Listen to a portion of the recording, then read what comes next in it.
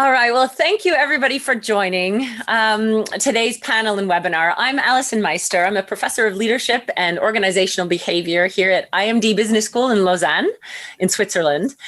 This is a really important topic to talk about, particularly now. And I think it goes without saying that this year can be described as turbulent.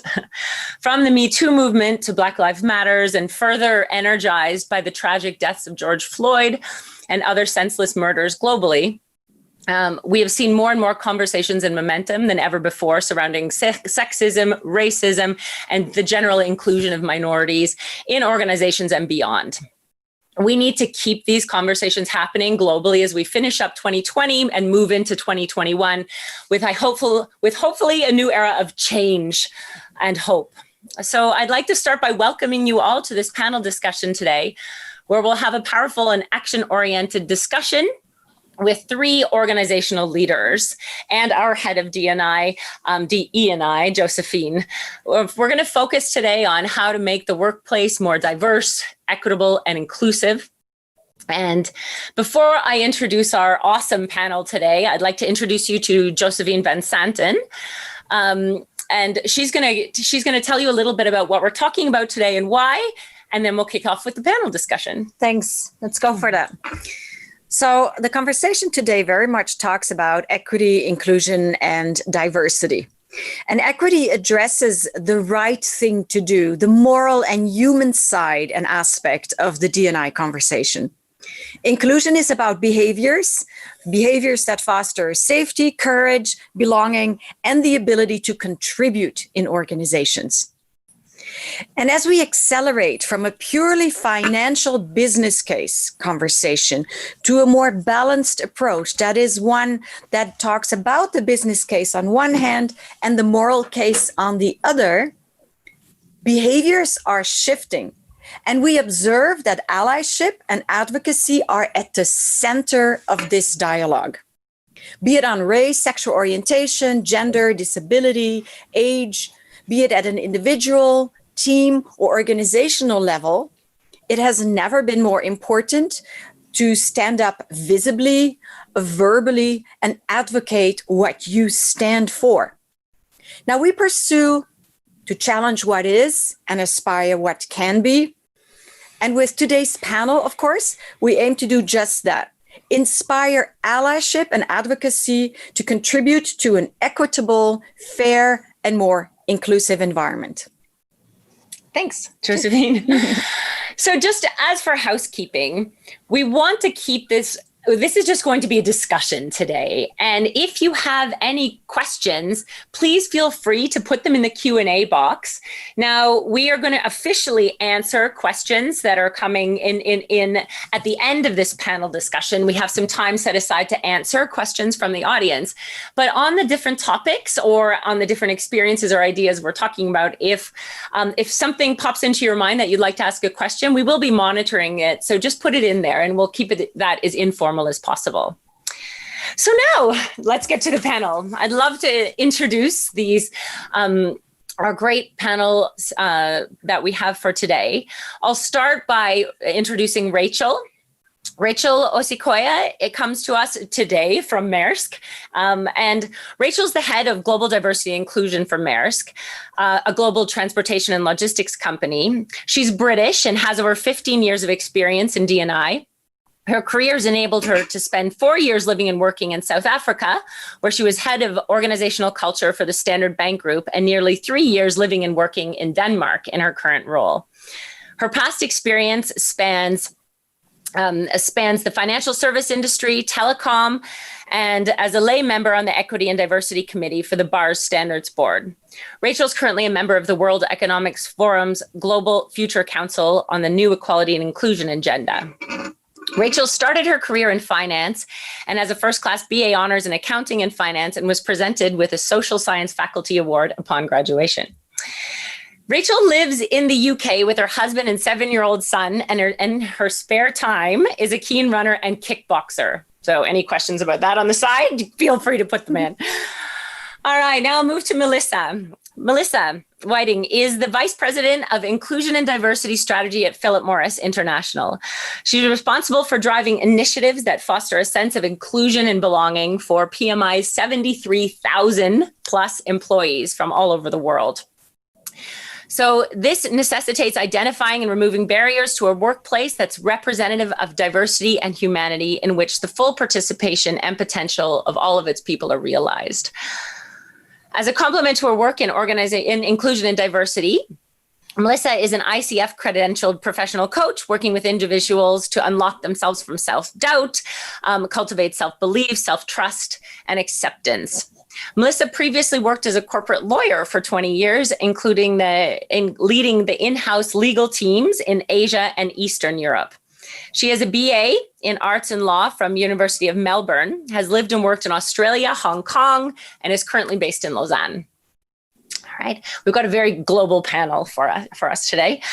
And then last but not least, we have Heather. Heather is the global marketing director for Worley, which is a global engineering business in the energy, chemicals, and resources sector. She's the global chair of Kumba, Worley's Black Employee Network, and is part of the Global Diversity Council. Originally from Botswana, Heather's worked in South Africa, China, Hong Kong, and now lives in London. She has a bachelor's and master's degree in economics from the University of Cape Town, and her past experience includes HIV/AIDS research in South Africa, management consulting in the mining sector, and she was chief of staff for a global consulting business. So thank you. That was a mouthful, and that's amazing experiences. We're really happy to have you as part of our panel today. But I'd love it now if we could just pass it to you and have you introduce yourselves from the non-business side. How did you get into D&I? Why is this topic interesting to you? So if maybe we could we'll start with Heather. Oh, thank you so much for inviting us to be on this panel, Alyson. Really, really appreciate it. So it's a hard question because I could talk for 10 minutes on this, probably even longer. But I think the reason I kind of started getting into D&I, and I'm not a D&I professional, by the way. I'm just, the global marketing director. I think I'm just a very vocal person. I see things around me, and things that I was seeing, I felt like I need to speak up about stuff. And so I think it's just part of being vocal. People then start to look to you to kind of like speak more about some issues, educate or kind of form groups sometimes on that. So I think for me, just within my career, I noticed that the further I went in my career, the more I couldn't see people who looked like me. So, as you go further in your career, there's less women. You see less women in the rooms. You become the only woman in the room, the only person of color in the room. A lot of the times, the only woman who's the person of color in the room.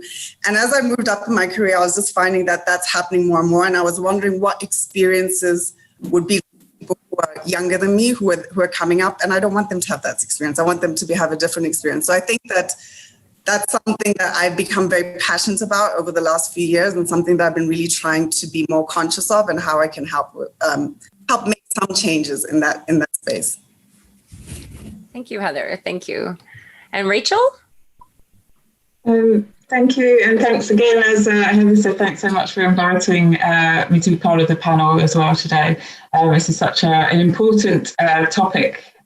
So for me, I grew up in the UK, and my father's Nigerian, my mother's English. So I always had this sense of being different. I grew up in a very white area in the UK and experienced racism at school. And that for me, I think really highlighted this sense of, okay, I'm different. There's something here that I don't fit in. And then as I grew up, I had the opportunity to go to Nigeria, and again also felt the sense of being different there, because I was often pointed at and actually called white woman in Nigeria, which then I found extremely confusing at the age of 13, 14. So for me, I always had this sort of curiosity, and also going to Nigeria is just this amazing sense of culture, and wow, how people live so differently. And isn't this fantastic that there's this whole world out there of these different cultures? And I really wanted to learn more. And I think it was probably from that moment that I knew I wanted to have an experience of working abroad. And I've always worked in very global companies, so I think there's that has always driven me as well. So I think this sense of fairness really came from a younger age, And then when I was at university, I was able to study corporate social responsibility accounting. So I always had a love of maths, bizarrely, and business as well. Really interested in business and, how does this work? And so for me, being able to look at the third bottom line and thinking, well, companies actually care about environment, they care about people, they care about equality. And at that time, it was companies like Body Shop and BT, and we were reading Zadek, and it was fascinating to see what companies were doing. So at that point, I thought I need to work for a company that does this well. And then I joined BT, and I was luckily given an opportunity there after a few years on their graduate program to take on a global role as a diversity and inclusion manager. And from there on, I haven't left the space. So thank you. Thank you. Thank you. Welcome. And thank you again for joining. And Melissa. Yeah. Hi, everyone. I'm also grateful for the opportunity. I notice my voice is shaky, and I don't know whether that's because I'm nervous or because I'm cold. A bit of both, I think. So I'm Australian. I grew up in suburban Melbourne. I'm the oldest of 4 sisters. And we're actually 4 girls in 4 years. So my parents were kind of busy. And I guess the barriers I've faced have been more internal than anything else.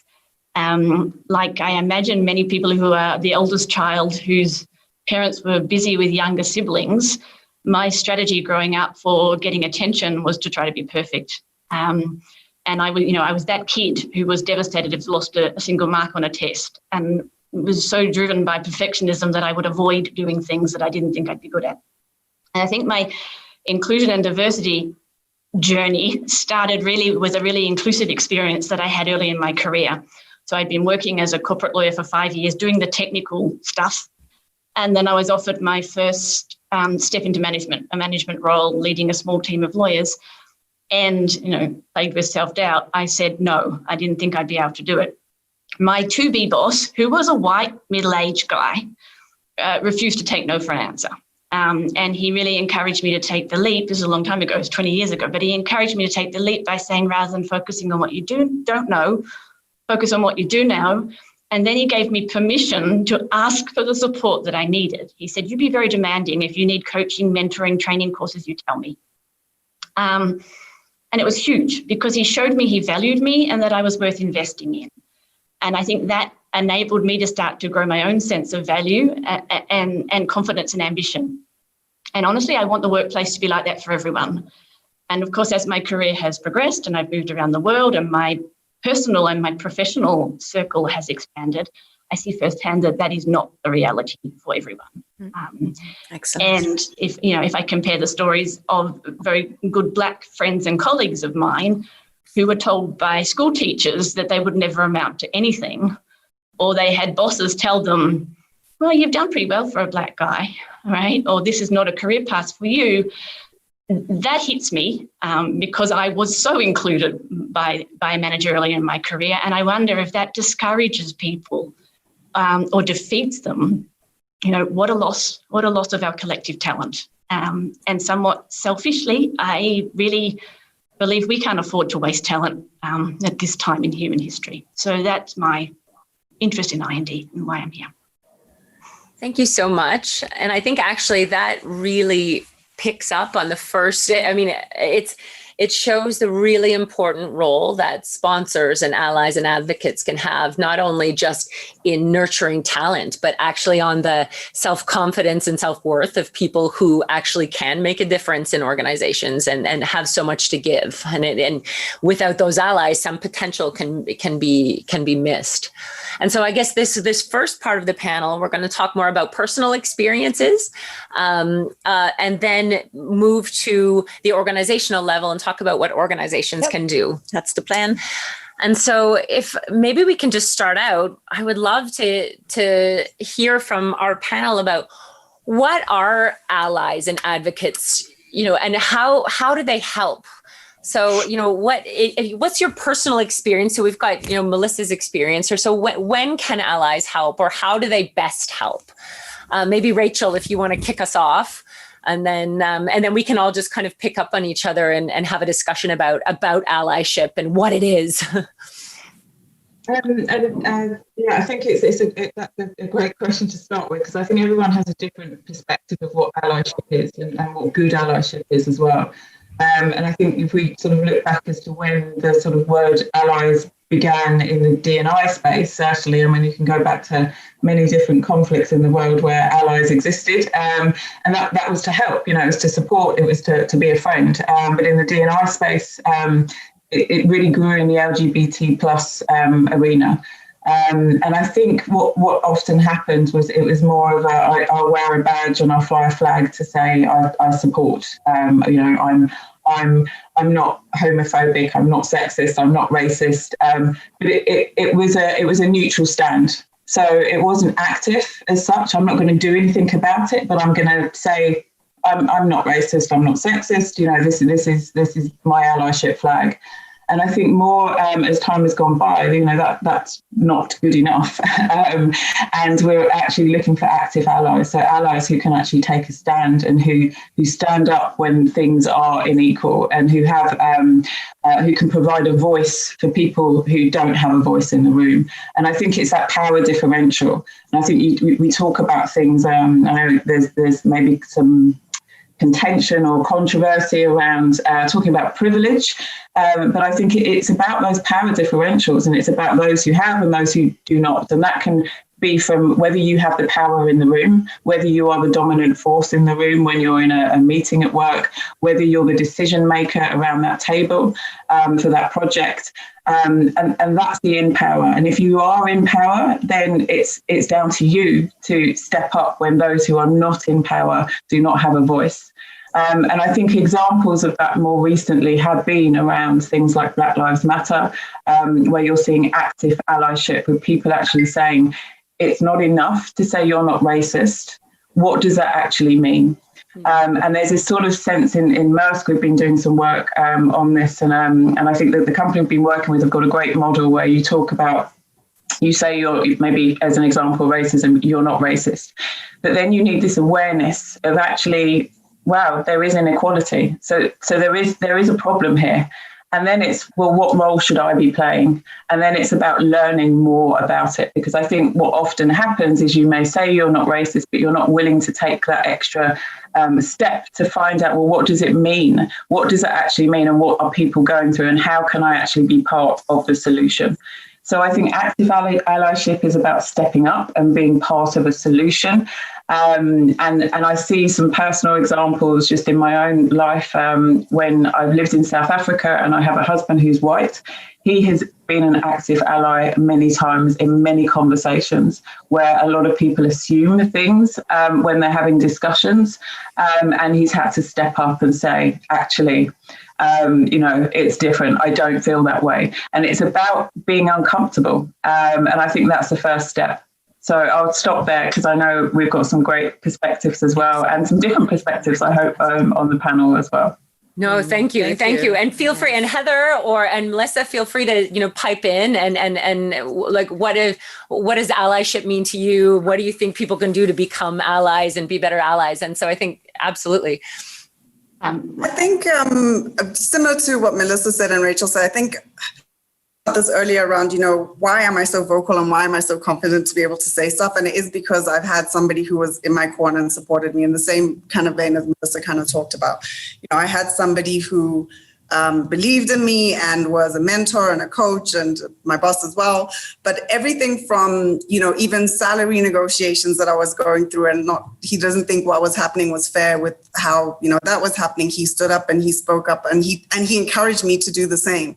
And at the time, I think I didn't realize the impact that it has. It's only in retrospect, I look back and I'm like, the reason I can kind of be very vocal about, advocating for myself as well as advocating for other people is because somebody's kind of giving you that opportunity. So I think part of allyship is understanding where your privilege is. And I know I have a lot of privilege. I'm a light-skinned, Black woman, and that I get treated differently. And I pass, people listen to me more.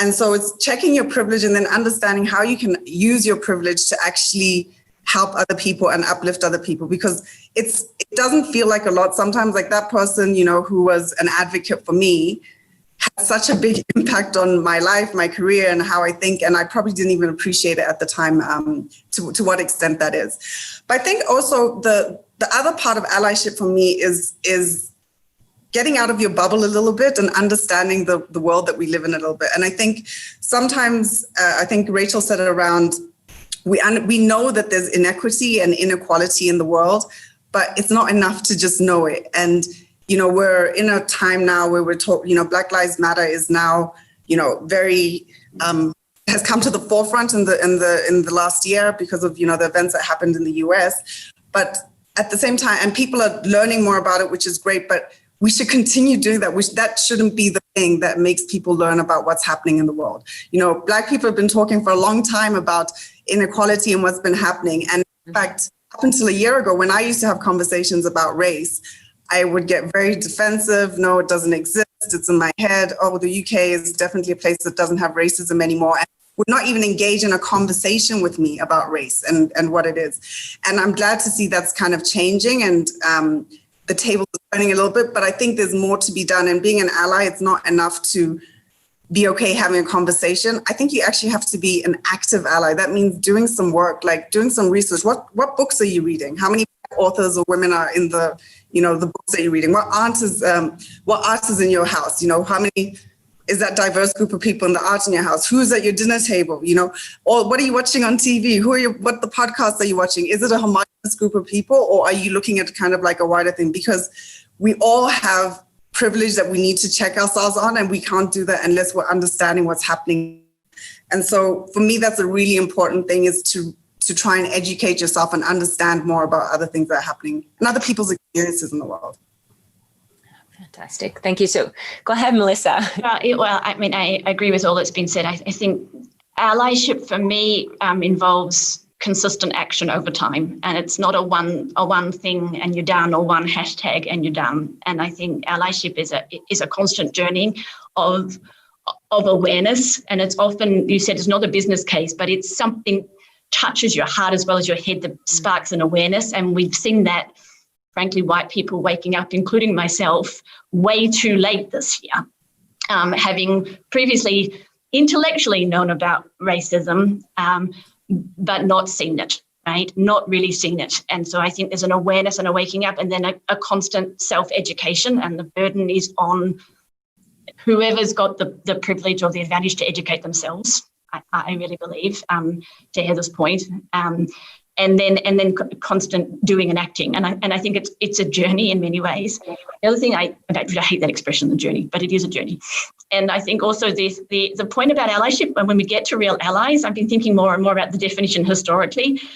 True allies realize that their lives and their fate and their future is actually bound up in the lives of others in some ways. But if you go back even to the military understanding of allies, it was shared resources, mutual benefit, and recognizing the inequality that exists in the starting line. So I think we want to get to an allyship where we're really working together to change the structural inequality.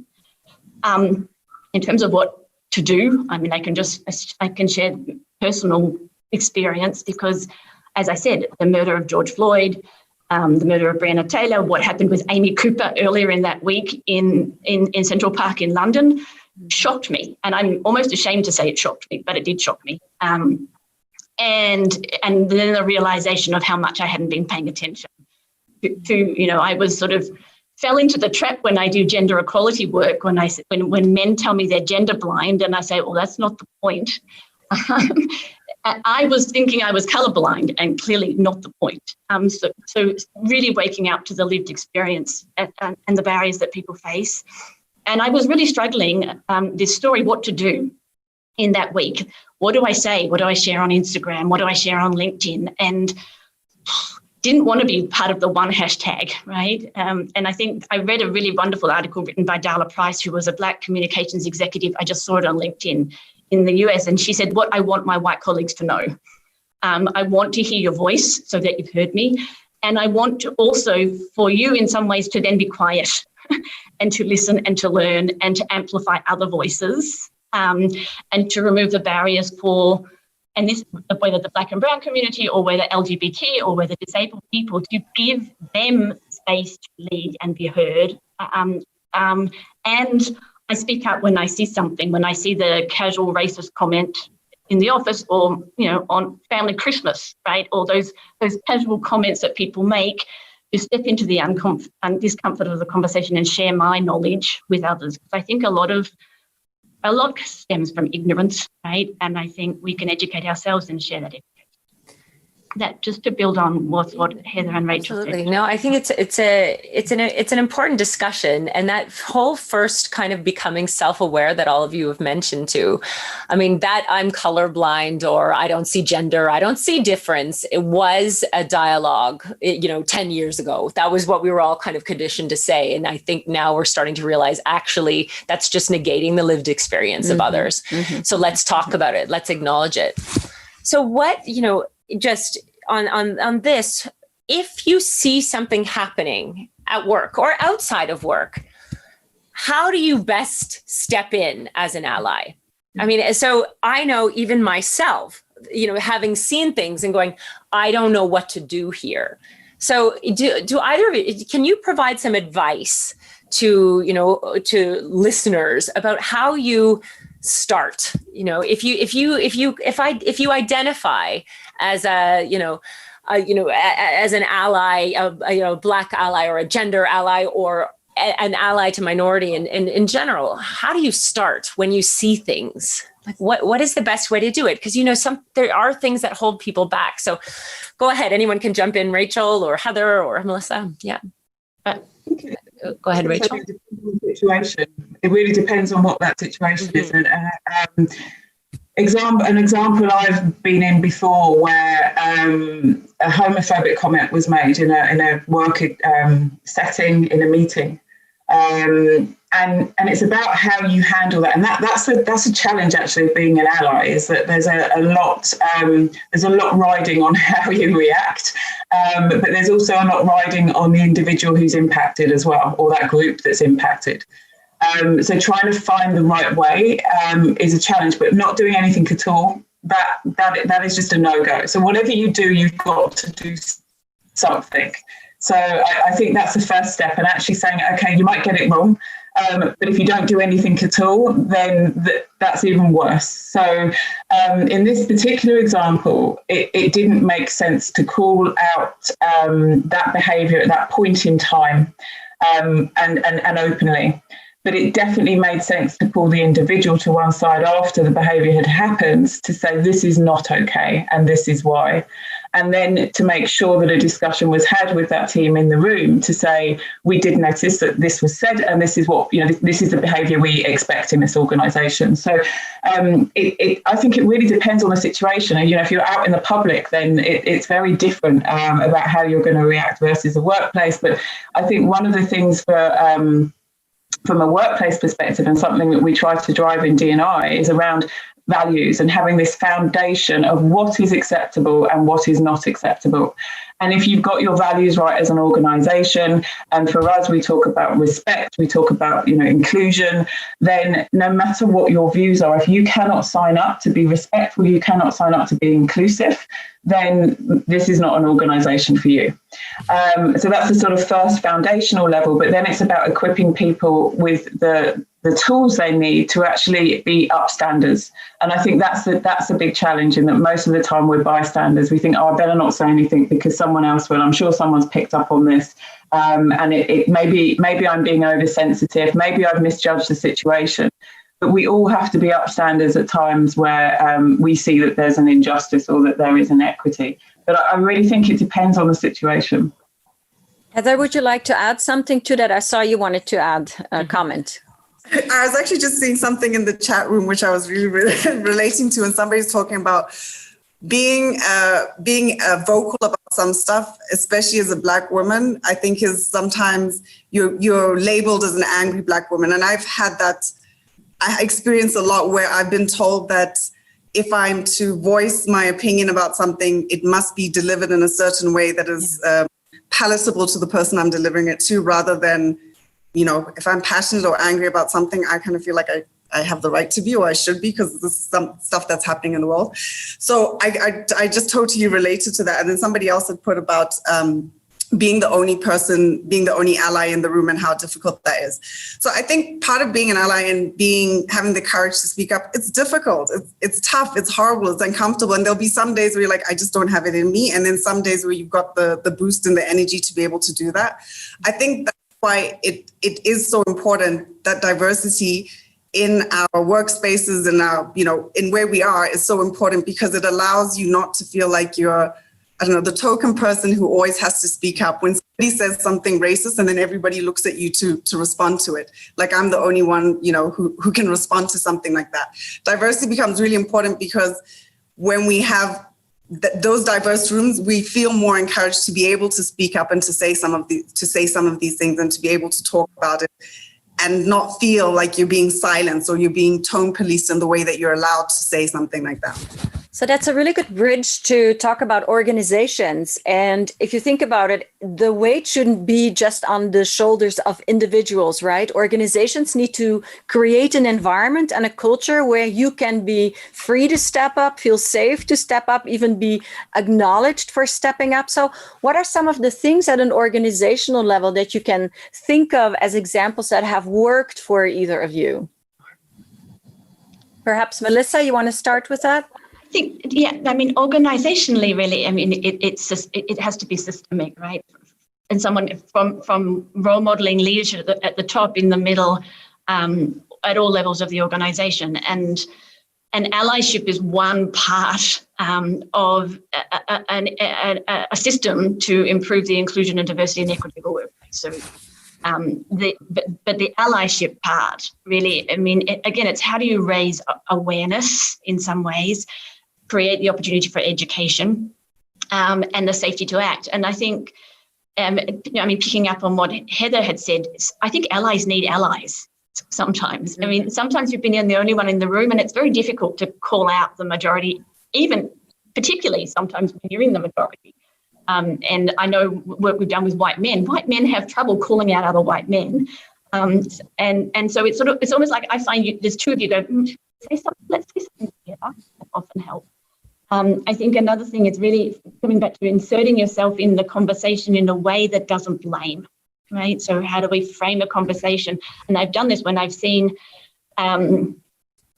raised voices from a minority in the room, and sort of the tension is getting hotter, and then you can sort of say, oh, what are we actually talking about here? I'm curious. What is the conversation about? And diffuse things, and then you can say to the person, are you okay afterwards? So picking up on what Heather had said before, in the organisation, I think it's setting up a structure, right? So in terms of an employee resource group, for example, that we have in inclusive conversations around the world, with senior leadership support, with amplifying behaviours. And I think, it's really amplifying and drawing attention to when it's done well, and role modelling that, and recognising that it's lots of little steps consistently taken over time by lots of people. But the organisation can provide the structure, right? The leadership support, the accountability, the spotlight. Excellent. That's excellent, Melissa. Heather, did you want to add? I think I saw you shake yes at one point. I just nod my head a lot because I'm agree. But one thing that Melissa said that for me, especially in the last year, has been super important is employee networks. I think employee networks and feeling like you've got safe spaces to talk about things has been really, really powerful. Part of it as well is it's almost that validating what you're experiencing, because especially if you are the only person in a room and in your teams, having a group of people and sharing your experiences and then feeling like, okay, I'm not crazy, this is happening to other people, it's not just me, I think is also very powerful, because otherwise I think you start to second guess yourself a lot when you have different experiences. The other thing I'd say is in organizations, I don't know if this is controversial, but we talk a lot, I hear people talking around like, I treat everybody equally, and it's even when you're looking at pay gaps and you're like, no, everybody's the same, everybody got the same cut. And for me, I don't think we should be treating people equally, because we know that there's systemic injustices, and we know that historically this has been going on for a long time. So I actually think you actively have to do more to look at the situations of people who are minorities, whether it's women, whether it's people of color, whether it's people with disabilities. You know, if somebody comes to you and you treat them exactly the same, I don't think it's the right thing to do. I actually think you need to dig a little deeper and look at the historical thing. And there could be stuff that's happened in the past. Yeah. Probably is that still needs to be corrected for, that we need to kind of make up for. So I think it needs to be, what's the word that I'm looking for? It's like positively discriminating. I know people like that term, but I definitely believe that it's something that needs to happen. So perhaps we can take your comments, Heather, and ask ourselves, what would stop people from being a visible and a vocal ally, and what can be done about it? And perhaps, Rachel, you want to take that question, because it's an important aspect. There might, why don't we see more advocates and allies? And it sounds like it should be easy, right? Just step up, say, hey, what stops people in organizations? I think maybe there's two things, and I think one is a lack of awareness of the impact that inequality can have on individuals. And I think, as you said, it's only this year that a lot of people have been waking up to the true impact of racism. And I think, just personally this year, I'm reflecting myself along how my own friends were completely unaware of the impact of racism, even though I've had discussions with them, my own white friends, that is, that they were just completely unaware of that impact and what you carry around with you, this sort of burden that you carry around that you're constantly having to address in different situations. Mm-hmm. So that's one thing I think is awareness. And the second thing I think is this, and Catalyst have done some research on this about men becoming agents of change from a gender perspective, that there's this potential sort of lose situation in that if I start to speak up about this group, then first of all, my group, my in power group, are going to judge me. So if I start to be the man in the room who's saying, actually, we need to do this and we need to do more for women and we need to do it this way, then I'm going to be judged myself. And then secondly, am I going to lose out from this as well? Because, I hear regularly, does this mean that now we're focusing on gender, that men are no longer going to get promoted? Yes. You've seen it with recent adverts for supermarkets in the UK. I don't know if anyone is aware of that, but again, it's this lose situation because suddenly we're focused on a black family in an advert that, hang on a minute, my world is now getting threatened. So there's this whole fear of suddenly it's going to have a negative impact. But I think it goes back to maybe what Melissa was saying about the shared resource. The original definition of allyship and what that means and the positivity around that. It can be better for everybody if we're able to tap on all the talent that we have in an organisation, if we're able to be ourselves in an organisation and we can show up for who we are. Because most of the research shows as well, it's not just LGBT community or people of colour or women who come to work and have to covering up part of who they are. It's white males as well, because they feel sometimes they can't be themselves in an organisation. So the more we can see it's a win-win situation and that there shouldn't be a fear around it, then I think that would help. And I think that those are the two main points I would see. Yeah. Excellent. Thank you. Anyone else would like to add to that comment? What stops people and perhaps what can be done around it? Melissa, go ahead. The comments in the chat that it is fear. It is fear of discomfort. It is fear of being kicked out of the main group, metaphorically speaking. It is fear of career. Someone said about my career, speaking up. And how do you address that? Not with one button, for sure. And I think we are the one positive thing that's come out of this terrible year in many ways. And it seems kind of ironic to call it a positive thing, but it has been the spotlight that I think has been shone on global inequality and injustice. And spotlighting something is not positive, but I think once we've seen it, we can't unsee it. And we need to continue to have conversations and really starting with inclusive conversations. So we had some global conversations at Philip Morris around race. We had 4,000 employees from around the world, from Argentina to Brazil to Russia, dial in to hear from a panel of 4 external Black educators, experts, And you could see the conversation in the chat, people just raising awareness. This is terrible. And it's only the beginning point, right? You have to build off that, but you have to in some way start there.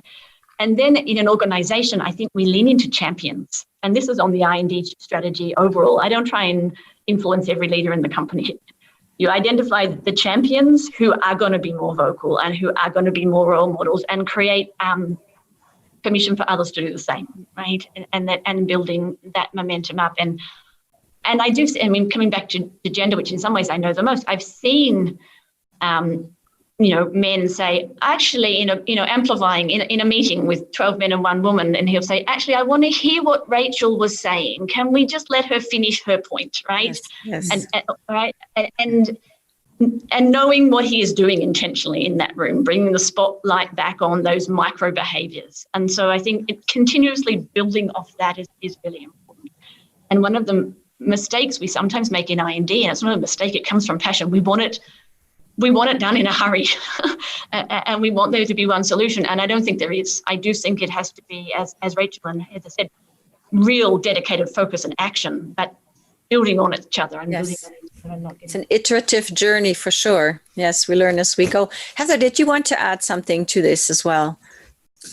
For me, especially in the last 6 months, I've had a lot of conversation with leaders about this idea of discomfort and fear and not knowing what to say. I'd rather not talk about it because I don't want to say the wrong thing.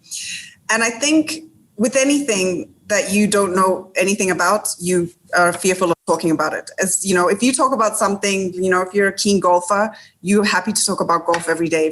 So with anything, the more you learn about something, the more comfortable you are talking about it. So just go on, Google, read some books, listen to some podcasts. I just think there's so much out there, and you will become comfortable being able to have conversations, being able to call things out, being able to see what's wrong or right that you may not have even thought, there was anything wrong with that before. So take the time to educate yourself about stuff, and you will become more comfortable with them.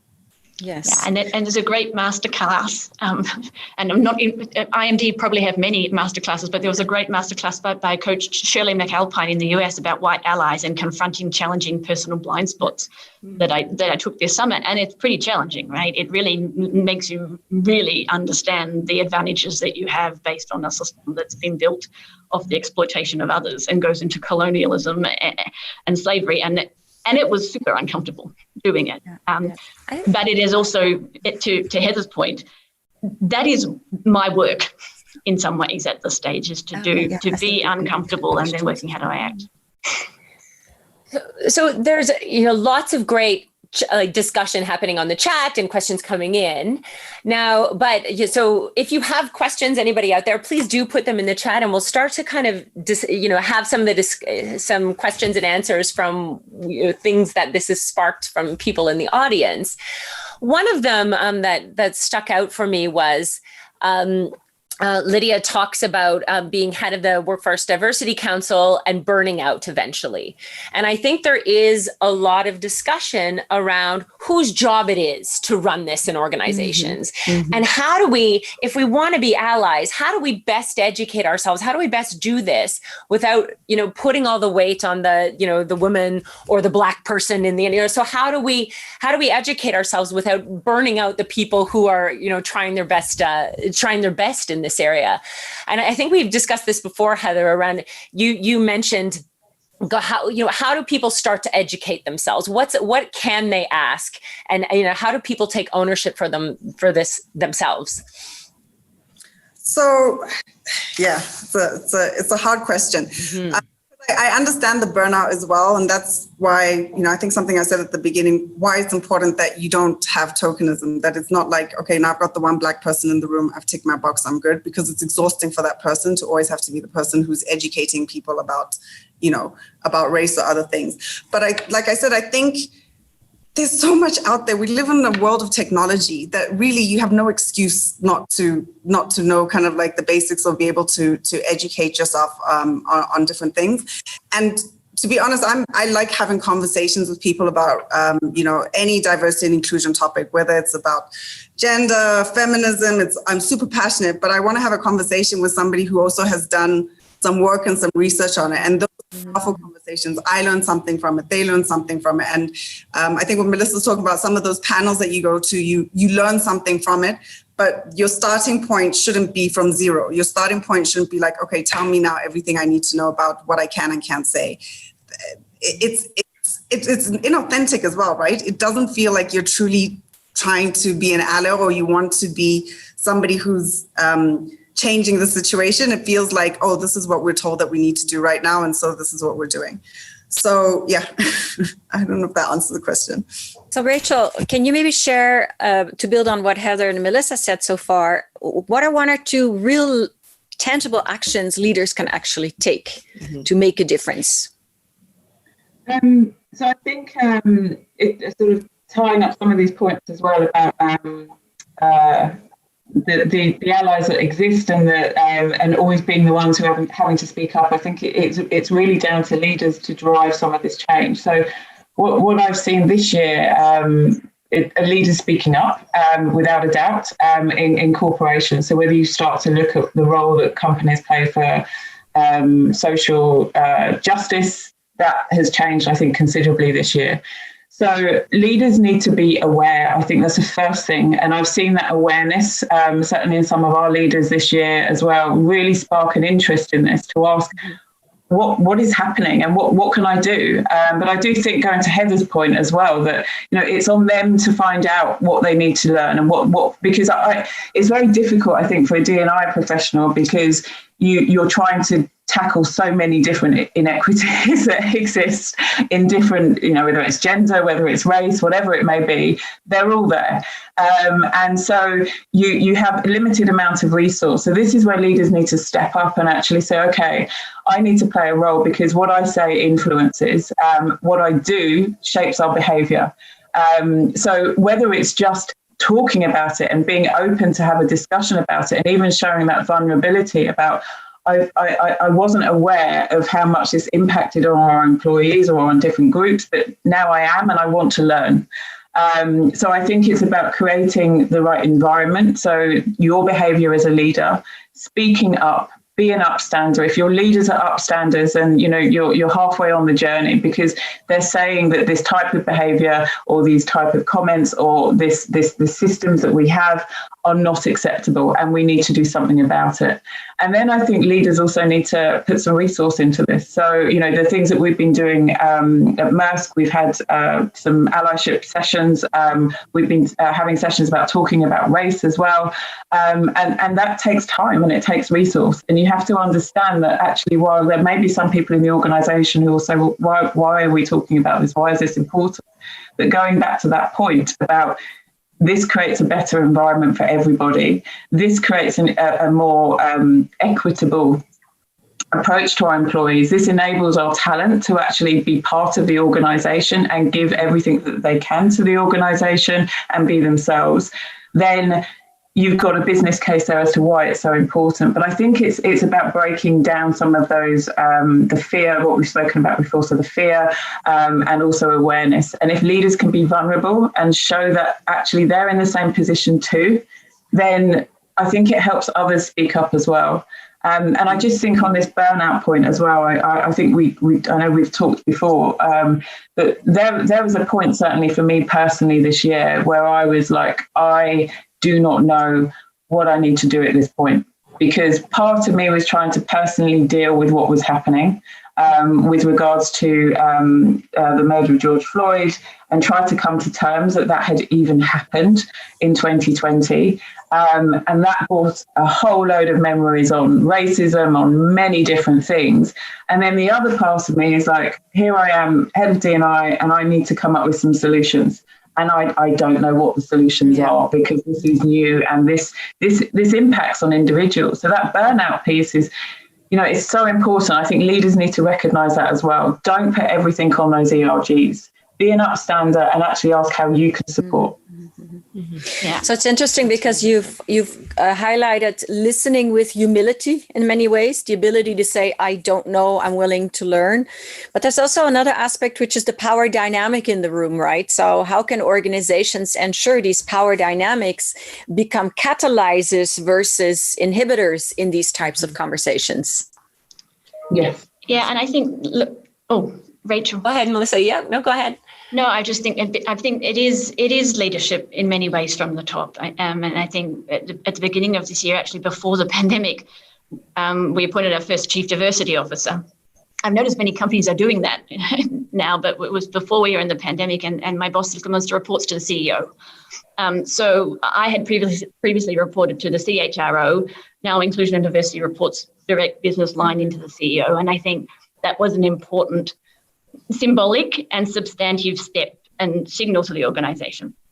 And coming back to Rachel's point, I think in some ways the things that leaders need to do are no different from what everyone else needs to do. We need to educate ourselves, take the time to learn, take the time to say, I don't have all the answers, not just in the EI&D space, but leadership generally, you can't know it all anymore. So looking at the data, looking at the inclusion indexes and the engagement scores and seeing the difference, and then being transparent, like who feels included in this organization and who doesn't. So we started being more transparent.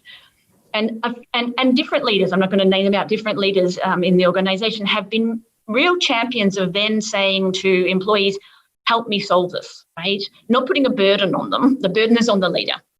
But the leader wants to hear, how can we solve this together, which I think is really powerful.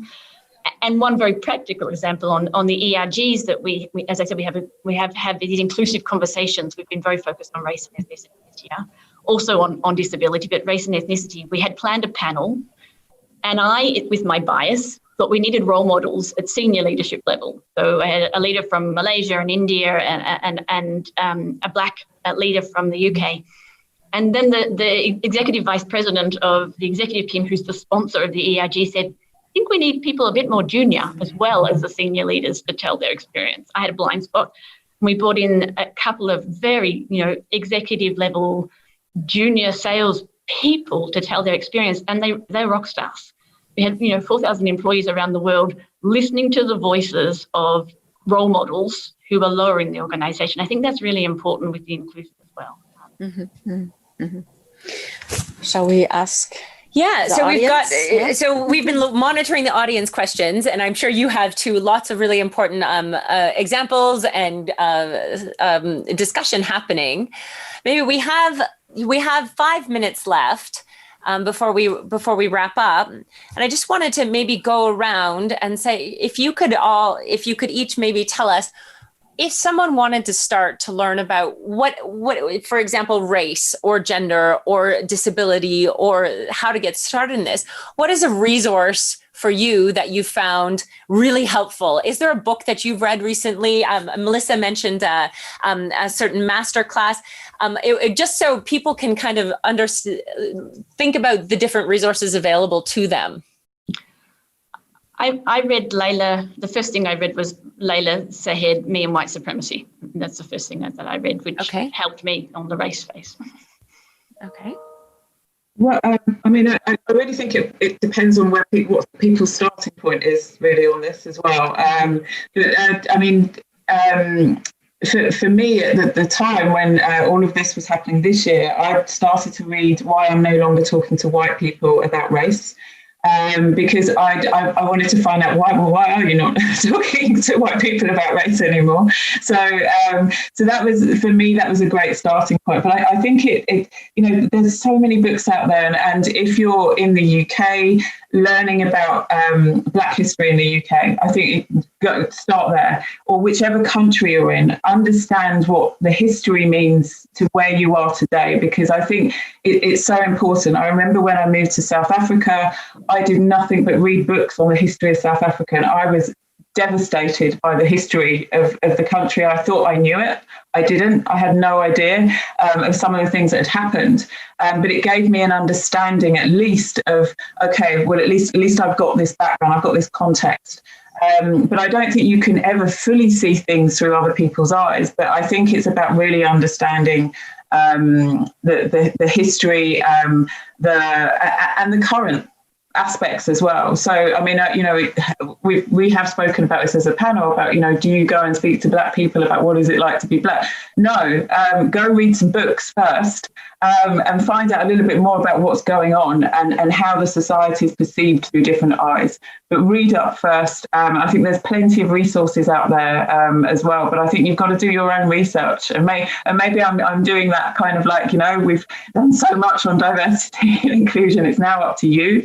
You find out what research is best for you. But there are some great books out there. And I think there was one thing that we shared internally. There was an ERG, and I can't remember which group it was, which company. I'm happy to find out later. But they actually came up with a whole list of readings that you can do, what it meant to be an ally, 5 steps that you can just take, really simple actions. So I'm happy to share that after this. Wonderful. Thank you. Heather? The two I was thinking about was because I'm half British, and I didn't know a lot about Black British history. I grew up in Botswana, but the one I really enjoyed was one by Akala called Natives. I think there's a subheading there. I can't remember what it is, but it's a really good book. He's and if you find him on YouTube or anything, he's also he talks amazingly and knows so much about Black British history. Afua Hirsch, she wrote British, which is a really good book. And again, look her up she's on some podcasts. She's on YouTube as well. You can find lots of interviews that she's done. She's really good. Sometimes I think when people say what books to read, I can find that like a little bit intimidating because it feels like, oh my God, you got to be this person who's a bookworm and read all this stuff. So I like watching TV shows. Like I like watching like Pose. I watch RuPaul's Drag Race. I watch whatever it is. I'm just saying those are also ways that you learn about culture and community without things that, are a little bit entertaining. Exactly. Yeah. Go ahead. Sorry, Melissa, you had one comment? No, I was just completely agreeing. And there's a whole lot of really, really short YouTube videos as well that are available. How to talk to white people, what white people need to do about race. There's so many resources. And I think that's really important, that the resources span just watching TV around, watching some series. I mean, I think I started watching Drag Race, 15 years ago when it started coming out, and it changed the way I thought about, different communities. And I think, so what we'll do, the chat has also, people have been putting wonderful resources on the chat. And what we'll make sure that we do after this is compile all those. So if anybody out there has any links or anything you want to add to that list, we'll compile these. And for anyone on the line or anyone who's signed up for this, we'll send them all out, this list of resources, because it might be useful to send out in organizations. But what I'm hearing in general is it really starts with awareness, all of this, right? Just kind of opening our eyes and saying, okay, first of all, what is the problem? Is there a problem? What is the problem? And then moving to how do I help? How can I personally help? And then in my organization, how do I as a leader build the culture in my team or my sphere of influence that we can have these conversations and that we feel we can bring our whole selves to work? And then, and third, around recognizing people who are stepping up, normalizing stepping up, recognizing, rewarding, normalizing it, having these discussions so people know that this is part of what we expect from leadership of the culture in an organization now. Do you have a last comment before, and then we'll wrap up? Well, I would actually say that to start the journey of becoming an ally, an advocate, might actually raise uncomfortableness because you're maybe exposed with your privileges that up until now you may not even have been aware you have or we have. And I think that's a very important point, is to read, listen with humility, able to know that we may have had opportunities others did not have just because of our gender or the color of our skin. And that's a difficult way to admit that maybe we didn't get to where we are only because we're excellent at it, but we have had other invisible privileges that helped us to get to where we are. Mm-hmm. And I wish we could continue this for the next few hours. There's so many. It's just an initial talk, an initial panel. And I thank you, Heather, Rachel, Melissa, for your energy, for your enthusiasm, for coming here.